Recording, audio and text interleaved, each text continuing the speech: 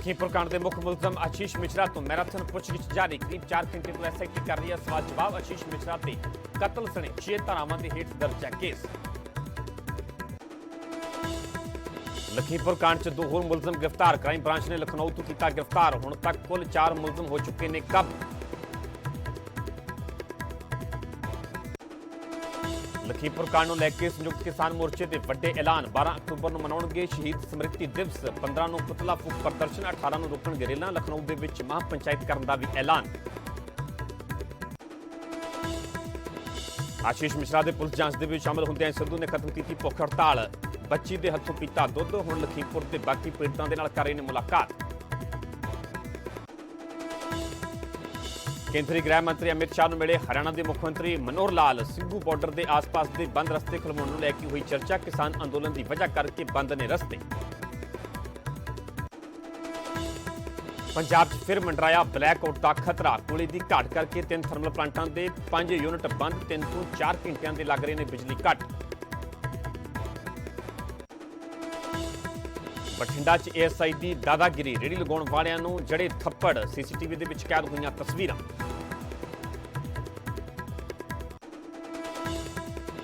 भिवानी च आवारा सांड का कहर। सड़क किनारे खड़े नौजवान ਨੂੰ पटकिया। आईयां गंभीर सट्टां।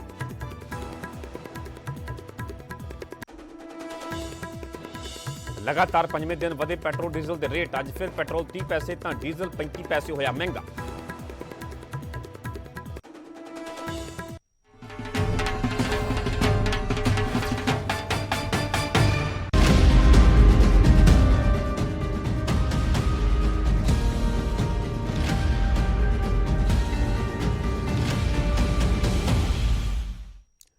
सत श्री अकाल, तुसीं वेख रहे हो न्यूज़ 18 पंजाब हरियाणा हिमाचल। मैं परमिंदर सिंह तेजा। सारे दर्शकों का बुलेटिन स्वागत है। सब तो पहला गल करांगे लखीमपुर कांड की। लखीमपुर कांड के मुख्य मुलजम की आशीष मिश्रा तो मैराथन पुछगिछ की जा रही है। 4 घंटे तो यह पुछगिछ लगातार जारी है। लखीमपुर पुलिस लाइन के विच आशीष मिश्रा तो लगातार सवाल जवाब पुलिस के वालों किए जा रहे हैं। 6 मैंबरी एसआईटी आशीष मिश्रा तो पुछगिछ कर रही है। एसआईटी के नाल पुलिस मुलाजम ही सवाल जवाब कर रहे हैं। कुल 15 पुलिस मुलाजमान की टीम के वालों यह पूरी पुछगिछ की जा रही है। पुलिस के कोल सवालों की लंबी फहरिस्त है, लंबी सूची है। पुछगिछ के लिए 40 सवालों की सूची जी है पुलिस के कोल है। तो पूछा गया कि हिंसा के समय कित्थे सीगा। ये मुख्य सवाल जोड़ा बनता है। ये सवाल आशीष मिश्रा नूं किया गया कि जदों ये पूरा घटनाक्रम होंदा है लखीमपुर के विच खूनी संग्राम होंदा जिस दे विच 4 किसानां की मौत हो जाती है। आखिरकार उस वेले कित्थे सीगा आशीष मिश्रा। सीधे तौर पर सवाल किया गया एसआईटी वालों आशीष मिश्रा नूं। आशीष मिश्रा के नाल उन्हां दे वकील भी मौजूद ने। आशीष के कतल सने 6 धारावां दे हेठ केस दर्ज है।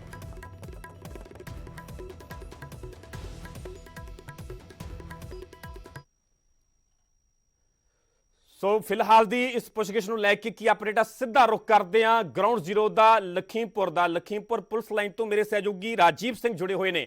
राजीव, लंबी पूछताछ हो रही है, फिलहाल की क्या जानकारी है, क्या अपडेट है, कौन से सवाल जवाब पुलिस की तरफ से किए जा रहे हैं और सवाल जवाब करने के बाद पूछताछ के बाद पुलिस का अगला एक्शन क्या हो सकता है? देखिए, इस वक्त मैं लखीमपुर की उसी पुलिस लाइन में स्थित क्राइम ब्रांच के दफ्तर के सामने खड़ा हूं, जहां पर केंद्रीय गृह राज्य मंत्री अजय मिश्रा के बेटे और इस लखीमपुर हिंसा के मुख्य आरोपी आशीष मिश्रा से पूछताछ की जा रही है। करीब 4.25 घंटे से ये पूछताछ जारी है और इस दौरान आशीष मिश्रा से कई बड़े सवाल पूछे गए हैं, क्योंकि इस दौरान लगातार केंद्रीय गृह राज्य मंत्री अजय मिश्रा और उनके बेटे द्वारा ये दावा किया जा रहा था कि वो घटनास्थल पर मौजूद नहीं थे, इसीलिए वो निर्दोष हैं और इस घटना में उनकी कोई भूमिका नहीं है। लेकिन अब तक जो पुलिस के पास साक्ष्य, सबूत और गवाह हैं, उनके आधार पर ये कहा जा रहा है कि इनकी संलिप्तता इस घटना में रही है और ये खुद मौके पर मौजूद हैं। ऐसे में जो आशीष मिश्रा पहुंचा है वो अपने वकीलों को साथ लेकर पहुंचा है। कुछ अपने बचाव में उसने कुछ साक्ष्य और सबूत रखे हैं, जिसमें एक वीडियो है। उस वीडियो में ये कहा जा रहा है कि जब ये घटना हुई तो उस वक्त एक दंगल का कार्यक्रम चल रहा था, उसमें वो मौजूद था, लेकिन लेकिन उस वक्त ये वीडियो कब का है, कितने टाइम पीरियड का है, इसकी जानकारी और इसका दावा अभी तक नहीं किया जा सका है। ऐसे में दूसरी ओर जो पुलिस को एक कुछ लोगों का आशीष मिश्रा के समर्थन में एफिडेविट दिया गया है, जो लोग ये कह रहे हैं कि हमने खुद देखा है उस वक्त घटना स्थल पर आशीष मिश्रा नहीं थे, लेकिन वीडियो में कुछ साक्ष्य ऐसे मिले हैं जिनके आधार पर यह दावा किया जा रहा है कि आशीष मिश्रा न सिर्फ मौके पर मौजूद था बल्कि उनके समर्थकों की गाड़ियों द्वारा ही किसानों की कुचलने से मौत हुई है। ऐसे में तमाम ऐसे सवाल हैं जिनका जवाब संतोषजनक तरीके से आशीष मिश्रा अब तक नहीं दे सके हैं और यही कारण है कि उम्मीद जताई जा रही है कि अब से कुछ देर बाद आशीष मिश्रा को भी गिरफ्तार किया जा सकता है। अगर आशीष मिश्रा को गिरफ्तार किया जाता है तो करीब 4 बजे के बाद उनको रिमांड मजिस्ट्रेट के सामने पेश किया जाएगा, क्योंकि आज छुट्टी का दिन है, सेकंड सैटरडे है। और ऐसे में अब देखना दिलचस्प ये होगा कि जो एफआईआर है उसमें 2 मेन धाराएं लगाई गई हैं। एक है 304A, जिसमें ये होता है कि आपने एक लापरवाही पूर्ण तरीके से वाहन चलाया और उससे किसी की मौत हुई या कोई उसको हानि हुई, जबकि दूसरी जो धारा है वो 302 है, हत्या का है। इसके साथ ही साथ 120B लगाया गया है जो साजिश रचने की धारा है। ऐसे में अब देखना दिलचस्प ये होगा कि आशीष मिश्रा के ऊपर कौन सा आरोप लगाकर उनको रिमांड मजिस्ट्रेट के सामने पेश किया जाता है। अगर 304A बटा 120B लगाया जाता है तो ये धारा, इसमें ये कहा जाएगा कि आशीष मिश्रा उस वक्त घटना पर मौजूद नहीं थे, लेकिन इनकी साजिश थी और ये शामिल थे। लेकिन इस धारा में महज 2 साल की सजा का प्रावधान है, जिसके तहत उनको जमानत मिलने में कोई खास दिक्कत नहीं होगी। लेकिन अगर 302 में उनको चार्जशीट किया जाता है तो फिर उनकी जमानत इस कोर्ट से भी रिमांड मजिस्ट्रेट को अधिकार नहीं है कि 302 के केस में उनको जमानत दी जा सके। तो फिर आशीष मिश्रा को अपनी जमानत के लिए सोमवार को हाईकोर्ट की तरफ रुख करना पड़ेगा। लेकिन फिलहाल जो आप देख रहे हैं कि लगातार यहाँ पर आशीष मिश्रा से पूछताछ जारी है, उसमें से बताया जा रहा है कि अब तक करीब 40 से 50 सवाल पूछे गए हैं, जिनमें आशीष मिश्रा अब तक अपने समर्थन में कोई ऐसा पुख्ता सबूत नहीं दे पाए हैं जिसके आधार पर यह कहा जा सके कि वो घटना स्थल पर मौजूद नहीं थे और इस घटना में उनकी संलिप्तता नहीं थी। क्योंकि 2 दिन पहले ही 2 लोगों को इस मामले में हिरासत में लिया गया था, उनसे पूछताछ की गई थी और जो जानकारी और इनपुट मिले थे उसके आधार पर उनको जेल भेजा गया है। तो ये उम्मीद जताई जा रही है कि जहां पहले ही इस मामले में 2 लोगों को जेल भेजा जा चुका है और अब आशीष मिश्रा से पूछताछ की जा रही है, तो जो 2 लोग जेल गए हैं उनसे जो पूछताछ में तथ्य सामने आए हैं उनसे जुड़े सवाल भी आशीष मिश्रा से पूछे गए हैं। लेकिन कई ऐसे बड़े सवाल हैं जिनका जवाब संतोषजनक तरीके से उन्होंने नहीं दिया है और यही कारण है कि अब बताया जा रहा है कि उसी के आधार पर कुछ देर बाद आशीष मिश्रा की गिरफ्तारी हो सकती है। ठीक है राजीव, लगातार बने उस खबर ਤੇ ਆਪਣੇ ਲਈ ਫਿਰ ਤੁਹਾਡਾ ਰੁਕ ਕਰਾਂਗੇ। ਫਿਲਹਾਲ ਦੀ ਪੂਰੀ ਜਾਣਕਾਰੀ ਤੁਹਾਡਾ ਬਹੁਤ ਧੰਨਵਾਦ। ਸੋ ਆਸ਼ੀਸ਼ ਮਿਸ਼ਰਾ ਤੋਂ ਮੈਰਾਥਨ ਪੁੱਛਗਿੱਛ ਕੀਤੀ ਜਾ ਰਹੀ ਹੈ। ਗਰਾਊਂਡ ਜ਼ੀਰੋ ਤੋਂ ਅਸੀਂ ਤੁਹਾਨੂੰ ਲਖੀਮਪੁਰ ਪੁਲਿਸ ਲਾਈਨ ਤੋਂ ਤਸਵੀਰਾਂ ਵੀ ਵਿਖਾਈਆਂ।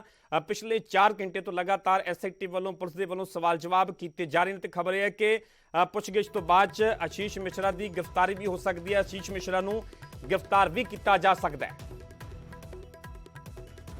ਆਸ਼ੀਸ਼ ਮਿਸ਼ਰਾ ਦੇ ਪੁਲਿਸ ਜਾਂਚ ਦੇ ਵਿੱਚ ਸ਼ਾਮਲ ਹੋਣ ਦੇ ਨਾਲ ਹੀ ਨਵਜੋਤ ਸਿੰਘ ਸਿੱਧੂ ਨੇ ਭੁੱਖ ਹੜਤਾਲ ਖਤਮ ਕਰ ਦਿੱਤੀ। ਉਹਨਾਂ ਨੇ ਛੋਟੀ ਬੱਚੀ ਦੇ ਹੱਥੋਂ ਦੁੱਧ ਪੀਤਾ ਤੇ ਭੁੱਖ ਹੜਤਾਲ ਤੋੜ ਦਿੱਤੀ ਹੈ। ਉਹ ਕੱਲ ਤੋਂ ਪੱਤਰਕਾਰ ਰਮਨ ਕਸ਼ਪ ਦੇ ਘਰ ਭੁੱਖ ਹੜਤਾਲ ਤੇ ਬੈਠੇ ਸਨ। ਰਮਨ ਕਸ਼ਪ ਦੀ ਵੀ ਲਖੀਮਪੁਰ ਕਾਂਡ ਦੇ ਵਿੱਚ ਮੌਤ ਹੋ ਗਈ ਸੀ ਤੇ ਹੁਣ ਸਿੱਧੂ ਬਾਕੀ ਪੀੜਤ ਪਰਿਵਾਰਾਂ ਦੇ ਨਾਲ ਵੀ ਮੁਲਾਕਾਤ ਕਰ ਰਹੇ ਨੇ। ਉਹਨਾਂ ਨੇ ਮ੍ਰਿਤਕ ਕਿਸਾਨ ਨਛੱਤਰ ਸਿੰਘ ਦੇ ਪਰਿਵਾਰ ਦੇ ਨਾਲ ਵੀ ਦੁੱਖ ਵੰਡਾਇਆ।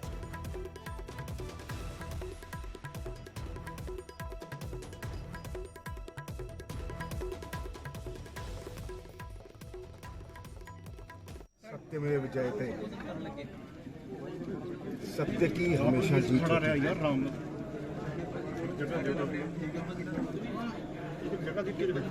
न्याय से बड़ा राष्ट्र चलाने के लिए कोई साधन नहीं। न्याय है तो सुशासन, न्याय नहीं है तो कुशासन। कोई व्यक्ति राजा भी हो, न्याय से बड़ा नहीं है। यही सत्य है। सत्य की इस लड़ाई में आज जीत हुई, किसान भाइयों की जीत हुई, कश्यप साहब के परिवार की जीत हुई, क्योंकि उन्हें मुआवजा नहीं चाहिए था, मुआवजा से ज़्यादा उन्हें न्याय चाहिए। समझिए, लवप्रीत उसकी बहन ने कहा मुझे मुआवजा नहीं चाहिए, मुझे इंसाफ चाहिए। इसलिए ये सत्य का मार्ग हमें अपनाना चाहिए। हर राजनीतिक व्यक्ति के लिए ये बहुत ज़रूरी है कि उसका कोई किरदार हो, क्योंकि किरदारों पे ही विश्वास होता है। Men of genius are admired, men of power are feared, but men of character are trusted। ये यकीन वापस आना चाहिए किसान भाइयों के इस पवित्र सत्य। यदि प्राणों की आहुति भी जाती तो कोई कम नहीं था, क्योंकि वो ਉੱਥੇ ਕਿਸਾਨ ਆਗੂ ਬਲਬੀਰ ਸਿੰਘ ਰਾਜੇਵਾਲ ਵੀ ਅੱਜ ਲਖੀਮਪੁਰ ਦੇ ਦੌਰੇ ਤੇ ਨੇ ਤੇ ਮ੍ਰਿਤਕ ਕਿਸਾਨਾਂ ਦੇ ਪਰਿਵਾਰਾਂ ਦੇ ਨਾਲ ਮੁਲਾਕਾਤ ਕਰ ਰਹੇ ਨੇ। ਰਾਜੇਵਾਲ ਨੇ ਨਛੱਤਰ ਸਿੰਘ ਦੇ ਘਰ ਪਹੁੰਚ ਕੇ ਪਰਿਵਾਰ ਦੇ ਨਾਲ ਦੁੱਖ ਸਾਂਝਾ ਕੀਤਾ। ਵੱਲੋਂ ਵੀ ਕਿਸਾਨ ਅੱਜ ਜਿਹੜੇ ਪੀੜਤ ਪਰਿਵਾਰ ਨੇ ਉਹਨਾਂ ਨੂੰ ਮਿਲਣ ਦੇ ਲਈ ਪਹੁੰਚੇ ਨੇ। ਤਸਵੀਰਾਂ ਤੁਸੀਂ ਦੇਖ ਸਕਦੇ ਹੋ ਕਿ ਬਲਬੀਰ ਸਿੰਘ ਰਾਜੇਵਾਲ ਜੀ ਔਰ ਉਹਨਾਂ ਦੇ ਨਾਲ ਜਿਹੜੇ तमाम ਕਿਸਾਨ ਆਗੂ ਪਹੁੰਚੇ। ਰਾਜੇਵਾਲ ਸਾਹਿਬ ਅੱਜ ਮੁਲਾਕਾਤ ਕਰ ਰਹੇ ਹੋ ਸ਼ਹੀਦ ਕਿਸਾਨਾਂ ਦੇ ਨਾਲ ਜਾਂ ਜਿਹੜੇ ਉਸ ਹਾਦਸੇ ਦੇ ਵਿੱਚ ਸ਼ਹੀਦ ਹੋ ਗਏ ਸੀ। ਗੱਲਬਾਤ ਹੋਈ ਹੋਏਗੀ ਪਰਿਵਾਰ ਦੇ ਨਾਲ, ਕੋਈ ਭਰੋਸਾ ਦਿੱਤਾ ਗਿਆ ਹਾਲੇ ਤੱਕ? ਕੀ ਲੱਗ ਰਿਹਾ ਸਰਕਾਰ ਦੇ ਵੱਲੋਂ, ਜਿਸ ਤਰ੍ਹਾਂ ਅੱਜ ਮਿਸ਼ਰਾ ਵੀ ਪੇਸ਼ ਹੋ ਚੁੱਕਾ ਹੈਗਾ, ਉਸ ਦੀ ਕਸਟਡੀ ਸ਼ਾਇਦ ਮਿਲ ਜਾਏਗੀ? ਇੰਨੇ ਕੁ ਨਾਲ ਸੰਤੁਸ਼ਟੀ ਨਹੀਂ। ਇਹ ਡੈਮੋਕ੍ਰੈਟਿਕ ਦੇਸ਼ ਹੈ। ਡੈਮੋਕ੍ਰੇਸੀ 'ਚ ਲੋਕਾਂ ਨੇ ਅੰਦੋਲਨ ਕਰਨੇ ਹੁੰਦੇ ਔਰ ਸਰਕਾਰ ਨੇ ਲੋਕਾਂ ਦੀ ਗੱਲ ਸੁਣ ਕੇ ਕੋਈ ਫੈਸਲੇ ਲੈਣੇ ਹੁੰਦੇ ਆ। ਅਨਫੋਰਚੂਨੇਟ ਪਹਿਲੂ ਇਹ ਆ ਵੀ ਇੱਥੇ ਡੈਮੋਕ੍ਰੇਸੀ ਦਾ ਹਰ ਰੋਜ਼ ਕਤਲ ਹੁੰਦਾ ਹੈ। ਕਿਸਾਨ 10.5 ਮਹੀਨੇ ਤੋਂ ਬੈਠੇ ਨੇ। ਸਰਕਾਰ ਇਹ ਮੰਨ ਕੇ ਵੀ ਹਾਂ ਸਾਡੇ ਕੋਲੋਂ ਗਲਤੀ ਹੋਈ ਆ, ਕਾਨੂੰਨ ਗਲਤ ਬਣ ਗਏ, ਉਹਦੇ ਬਾਵਜੂਦ ਉਹ ਗੱਲ ਕਰਕੇ ਮੁਕਾਉਣ ਨੂੰ ਤਿਆਰ ਨਹੀਂ, ਸਗੋਂ ਲੋਕਾਂ ਨੂੰ ਆਪੋ ਵਿੱਚ ਲੜਾ ਕੇ ਜੋ ਕੁਝ ਹੁਣ ਕੀਤਾ ਜਾ ਰਿਹਾ ਹੈ, ਇਹ ਤੀਸਰੀ ਕੋਸ਼ਿਸ਼ ਹੈ ਇਹਨੂੰ ਕਮਿਊਨਲ ਰੰਗ ਦੇਣ ਦੀ। ਔਰ ਹੁਣ ਤਾਂ ਹੈਵਾਨੀਅਤ ਦੀ ਹੱਦ ਹੋ ਗਈ। ਮੈਨੂੰ ਲੱਗਦਾ ਵੀ ਜਿਹੜੇ ਪਸ਼ੂ ਨੇ ਉਹ ਵੀ ਸ਼ਰਮ ਮਹਿਸੂਸ ਕਰਦੇ ਹੋਣਗੇ ਜੋ ਕਾਰਨਾਮਾ ਇੱਥੇ ਹੋਇਆ। ਅਸੀਂ ਇਸ ਕੇਸ ਦਾ ਪਿੱਛਾ ਬਿਲਕੁਲ ਨਹੀਂ ਛੱਡਾਂਗੇ। ਸਾਡੀ ਇਹ ਮੰਗ ਹੈ।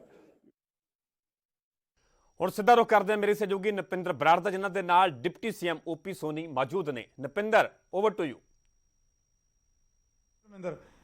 ਤਾਂ ਪੰਜਾਬ ਦੇ ਵਿੱਚ ਇਸ ਵੇਲੇ ਕੀ ਹਾਲਾਤ ਨੇ, ਚਾਹੇ ਉਹ ਪਾਵਰ ਦੇ ਹੋਣ, ਚਾਹੇ ਉਹ ਡੇਂਗੂ ਦੇ ਹੋਣ, ਤੇ ਚਾਹੇ ਦੂਜੇ ਮਸਲਿਆਂ ਦੇ ਹੋਣ, ਜ਼ਿੰਮੇਵਾਰੀ ਸਰਕਾਰ ਦੀ ਬਣਦੀ ਹੈ ਤੇ ਮੁੱਖ ਮੰਤਰੀ ਤੋਂ ਬਾਅਦ ਉਪ ਮੁੱਖ ਮੰਤਰੀ ਜਿਹੜੇ ਨੇ ਉਹ ਜ਼ਿੰਮੇਵਾਰ ਹੋ ਜਾਂਦੇ ਨੇ। ਇਸ ਕਰਕੇ ਸਾਡੇ ਨਾਲ ਉਪ ਮੁੱਖ ਮੰਤਰੀ ਓਪੀ ਸੋਨੀ ਮੌਜੂਦ ਨੇ, ਜਿਨ੍ਹਾਂ ਨਾਲ ਸਭ ਤੋਂ ਪਹਿਲਾਂ ਗੱਲ ਕਰਾਂਗੇ ਬਿਜਲੀ ਦੇ ਸੰਕਟ ਦੀ, ਕਿਉਂਕਿ 5 ਯੂਨਿਟ ਦੱਸਿਆ ਜਾ ਰਿਹਾ ਹੈ ਕਿ ਇਸ ਵੇਲੇ ਪੰਜਾਬ ਦੇ ਵਿੱਚ 2 ਰੋਪੜ ਦੇ, 2 ਤਲਵੰਡੀ ਦੇ ਤੇ 1 ਲਹਿਰਾ ਮੁਹੱਬਤ ਦਾ ਬੰਦ ਹੋ ਗਿਆ। ਤੇ ਪੰਜਾਬ ਇਸ ਬਿਜਲੀ ਦੇ ਸੰਕਟ ਦੇ ਨਾਲ ਕਿਵੇਂ ਨਜਿੱਠੇਗਾ ਤੇ ਅਸਲ ਹਾਲਾਤ ਕੀ ਨੇ? ਸਾਰੇ ਸਵਾਲਾਂ ਦੇ ਜਵਾਬਾਂ ਲਈ ਸਾਡੇ ਨਾਲ ਉਪ ਮੁੱਖ ਮੰਤਰੀ ਓਪੀ ਸੋਨੀ ਨੇ। ਸੋਨੀ ਸਾਹਿਬ, ਪਹਿਲਾਂ ਤਾਂ ਇਹ ਕਲੀਅਰ ਕਰੋ ਪੰਜਾਬ ਦੀ ਸਥਿਤੀ ਕੀ ਹੈ ਪਾਵਰ ਨੂੰ ਲੈ ਕੇ, ਕਿੰਨੇ ਕੁ ਪਲਾਂਟ ਤੁਹਾਡੇ ਚੱਲ ਰਹੇ ਨੇ ਤੇ ਕਿੰਨੇ ਬੰਦ ਹੋ ਗਏ, ਤੇ ਇਹ ਬੱਤੀ ਕਦੋਂ ਤੱਕ ਜਗੇਗੀ ਤੇ ਕਦੋਂ ਤੁਹਾਨੂੰ ਡਰ ਹੈ ਕਿ ਬੱਤੀ ਬੁਝ ਨਾ ਜਾਵੇ? ਵੇਖੋ, ਜਿੱਥੋਂ ਤੱਕ ਤੁਸੀਂ ਕਿਹਾ ਪਲਾਂਟ ਬੰਦ ਹੋਣ ਦੀ ਗੱਲ ਕੀਤੀ ਹੈ, ਸਾਡੇ ਕੋਈ ਪਲਾਂਟ ਬੰਦ ਨਹੀਂ ਹੋਏ, ਪਰ ਕੋਲੇ ਦੀ ਏਡੀ ਵੱਡੀ ਸ਼ਾਰਟੇਜ ਜਿਹੜੀ ਆ, ਮੈਂ ਸਮਝਦਾ ਉਹਦੇ ਕਰਕੇ ਕਪੈਸਿਟੀ ਜਿਹੜੀ ਆ, ਜਿੱਥੇ 1200 ਮੈਗਾਵਾਟ ਬਿਜਲੀ ਤਿਆਰ ਹੁੰਦੀ ਸੀ, ਹੁਣ ਥੋੜੀ ਜਿਹੜੀ ਆ ਉਹ ਪ੍ਰੋਟੈਕਸ਼ਨ ਜਿਹੜੀ ਆ ਥੋੜੀ ਘਟ ਗਈ, ਉਹਦਾ ਥੋੜਾ ਫਰਕ ਪਿਆ, ਪਰ ਬੰਦ ਕੋਈ ਨਹੀਂ ਹੋਇਆ।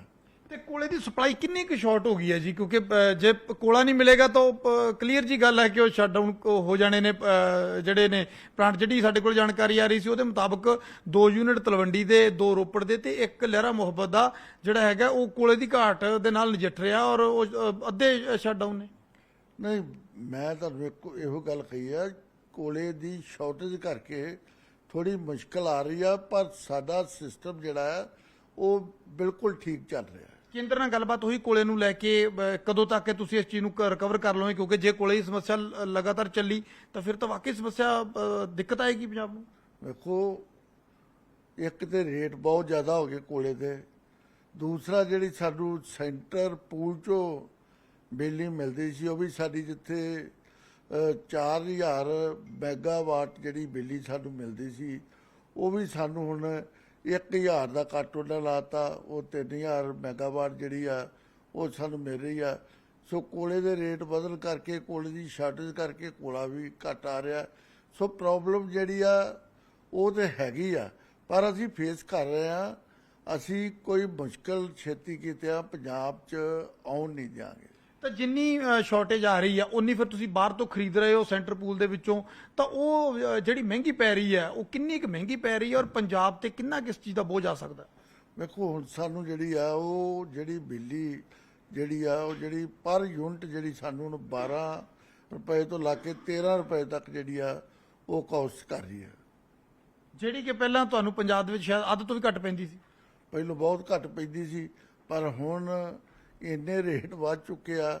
ਹੁਣ ਸਾਨੂੰ 12-13 ਰੁਪਏ ਪਰ ਯੂਨਿਟ ਜਿਹੜੀ ਆ ਉਹ ਇਲੈਕਟ੍ਰਿਸਿਟੀ ਪੈ ਰਹੀ ਹੈ। ਇੰਡਸਟਰੀ ਨੂੰ ਕੋਈ ਸਮੱਸਿਆ ਆ ਸਕਦੀ ਹੈ ਆਉਣ ਵਾਲੇ ਦਿਨਾਂ ਦੇ ਵਿੱਚ, ਕਿਉਂਕਿ ਜੇ ਲੰਮੇ ਕੱਟ ਲੱਗਣਗੇ ਤਾਂ ਇੰਡਸਟਰੀ ਪੂਰੀ ਤਰ੍ਹਾਂ ਪ੍ਰਭਾਵਿਤ ਹੋਏਗੀ ਔਰ ਸਟੇਟ ਪਹਿਲਾਂ ਹੀ ਕੋਈ ਏਡੇ ਬਹੁਤੇ ਵਧੀਆ ਹਾਲਾਤਾਂ 'ਚ ਨਹੀਂ ਚੱਲ ਰਹੀ। ਹਜੇ ਜੀ ਕੋਈ ਗੱਲ ਨਹੀਂ, ਹਜੇ ਸਿਸਟਮ ਸਾਡਾ ਠੀਕ ਚੱਲ ਰਿਹਾ। ਇੱਕ ਹੋਰ ਚਲੋ ਬੇਸ਼ੱਕ ਤੁਸੀਂ ਦਾਅਵਾ ਕਰ ਰਹੇ ਹੋ ਕਿ ਆਸ ਕਰਦੇ ਹਾਂ ਕਿ ਠੀਕ ਹੀ ਚੱਲੇ ਤਾਂ ਕਿ ਪੰਜਾਬ ਨੂੰ ਜ਼ਿਆਦਾ ਸਮੱਸਿਆ ਨਾ ਆਵੇ। ਇੱਕ ਹੈਲਥ ਵਾਲੇ ਪਾਸੇ ਆ ਜਾਂਦੇ ਆ, ਉਪ ਮੁੱਖ ਮੰਤਰੀ ਵੀ ਉਹ ਤੇ ਹੈਲਥ ਮਹਿਕਮਾ ਵੀ ਤੁਹਾਡੇ ਕੋਲੇ ਆ। ਡੇਂਗੂ ਨੇ ਤਰਾਈ ਕਰਾਏ ਪਈ, ਲੋਕ ਡਰੇ ਪਏ ਨੇ, ਇੰਨੇ ਜ਼ਿਆਦਾ ਵੱਡੀ ਗਿਣਤੀ ਵਿੱਚ ਕੇਸ ਆ ਰਹੇ ਨੇ। ਇਸ ਵੇਲੇ ਡੇਂਗੂ ਦੀ ਪੋਜੀਸ਼ਨ ਕੀ ਆ ਤੁਹਾਡੇ ਕੋਲੇ? ਕੀ ਸਰਕਾਰ ਇਸ ਗੱਲ ਤੇ ਮੋਨੀਟਰਿੰਗ ਕਰ ਰਹੀ ਹੈ? ਰਿਪੋਰਟ ਆ ਗਈ ਹੈ? ਵੇਖੋ ਹੁਣ ਵੀ ਤੁਹਾਡੇ ਤੋਂ ਪਹਿਲਾਂ ਤੁਸੀਂ ਇੱਥੇ ਹੀ ਸੀ, ਤੁਹਾਡੇ ਤੋਂ ਹੀ ਸ਼ਾਟ ਵੀ ਲਾਏ ਨੇ। ਮੈਂ ਤੇ ਅੱਜ ਵੀ ਸੈਚਰਡੇ ਨੂੰ ਵੀ ਇੱਥੇ ਆ, ਮੀਟਿੰਗ ਕੀਤੀ ਆ, ਸਾਰੇ ਅਫਸਰ ਸਾਹਿਬਾਨ ਬੁਲਾਏ ਨੇ। ਸੋ ਅੱਜ ਤੱਕ ਜਿਹੜੀ ਲੇਟੈਸਟ ਪੋਜੀਸ਼ਨ ਹੈ ਸਾਡੀ, ਸਾਰੇ ਪੰਜਾਬ ਦੇ ਜਿਹੜੇ ਕੇਸ ਨੇ ਡੇਂਗੂ ਦੇ, ਉਹ 5000 ਦੇ ਕਰੀਬ ਜਿਹੜੇ ਨੇ ਉਹ ਸਾਡੇ ਕੋਲ ਜਿਹੜੇ ਡੇਂਗੂ ਦੇ ਪੋਜ਼ਿਟਿਵ ਜਿਹੜੇ ਕੇਸ ਆਏ ਨੇ ਸਾਡੇ ਹਸਪਤਾਲਾਂ 'ਚ, ਜਿਨ੍ਹਾਂ ਦਾ ਇਲਾਜ ਚੱਲ ਰਿਹਾ। ਸੋ ਉਹਦੇ ਵਾਸਤੇ ਅੱਜ ਹੀ ਅਸੀਂ ਟੀਮਾਂ ਬਣਾਤੀਆਂ ਨੇ। ਮੈਂ ਜਿੰਨੇ ਵੀ ਸਾਡੇ ਡਾਇਰੈਕਟਰ ਨੇ ਹੈਲਥ ਦੇ, ਉਹਨਾਂ ਨੂੰ ਵੀ ਕਿਹਾ, ਡਿਪਟੀ ਡਾਇਰੈਕਟਰ ਜਿਹੜੇ ਸਾਡੇ ਨੇ ਉਹਨਾਂ ਨੂੰ ਵੀ ਕਹਿ ਦਿੱਤਾ ਕਿ ਤੁਸੀਂ ਡੇਲੀ ਵਿਜ਼ਿਟ ਕਰਨੀ ਆ, ਫੀਲਡ 'ਚ ਜਾਣਾ ਸਾਰਿਆਂ ਨੇ, ਸਿਵਲ ਸਰਜਨ ਨੂੰ ਨਾਲ ਲੈਣਾ। ਸੋ ਆਪ ਚੈੱਕ ਕਰੋ, ਸਾਰੇ ਜਿਹੜੇ ਸਾਡੇ ਹਸਪੀਟਲ ਨੇ ਜਾਂ ਜਿੰਨੇ ਵੀ ਸਾਡੇ ਸੈਂਟਰ ਨੇ ਪੰਜਾਬ ਦੇ, ਉਹਨਾਂ ਦੀ ਚੈਕਿੰਗ ਜਿਹੜੀ ਆ ਅਸੀਂ ਇਹਨਾਂ ਨੂੰ ਦੇ ਦਿੱਤੀ ਆ। ਸਾਰੇ 9 ਵਜੇ ਜਾ ਕੇ ਆਪਣੇ ਹਸਪੀਟਲ ਚੈੱਕ ਕਰਨਗੇ। ਕਿਸੇ ਤਰ੍ਹਾਂ ਦੀ ਮੁਸ਼ਕਲ ਪੇਸ਼ੈਂਟ ਨੂੰ ਨਾ ਆਵੇ, ਮੈਡੀਸਨ ਜਿਹੜੀ ਆ ਉਹਨਾਂ ਨੂੰ ਫ੍ਰੀ ਮਿਲੇ, ਸੋ ਉਹਨਾਂ ਦਾ ਇਲਾਜ ਪ੍ਰੋਪਰ ਤਰੀਕੇ ਨਾਲ ਹੋਵੇ। ਇਹ ਮੈਂ ਅੱਜ ਹੀ ਹਦਾਇਤਾਂ ਜਾਰੀ ਕੀਤੀਆਂ ਨੇ। ਸੋ ਪੋਜੀਸ਼ਨ ਜਿਹੜੀ ਆ ਬਿਲਕੁਲ ਕੰਟਰੋਲ 'ਚ ਆ। ਸਾਡੇ ਕੋਲ ਪਿਛਲੇ ਸਾਲਾਂ ਦਾ ਜੇ ਰਿਕਾਰਡ ਲੈ ਲਓ ਤੁਸੀਂ, 20 ਦਾ ਰਿਕਾਰਡ ਲੈ ਲਓ, ਉਹ ਜਿਹੜੇ ਨੇ ਇਹਦੇ ਤੋਂ ਵੀ ਜ਼ਿਆਦਾ ਕੇਸ ਸੀ। ਜੇ ਤੁਸੀਂ 19 ਦਾ ਰਿਕਾਰਡ ਲੈ ਲਓ, ਸੋ ਇਹਦੇ ਨਾਲ ਵੱਧ ਕੇਸ ਆਏ ਨੇ। ਪਰ ਇੱਕ ਸੋਨੀ ਸਾਹਿਬ, ਕਿਤੇ ਨਾ ਕਿਤੇ ਸਿਸਟਮ ਦੇ ਵਿੱਚ ਕੋਈ ਕਮੀ ਰਹਿ ਜਾਂਦੀ, ਜਿਹਦੇ ਕਰਕੇ ਸ਼ਾਇਦ ਅਗਰ ਟਾਈਮਲੀ ਚੀਜ਼ਾਂ ਨੂੰ ਸੰਭਾਲ ਲਿਆ ਜਾਵੇ ਤਾਂ ਸ਼ਾਇਦ।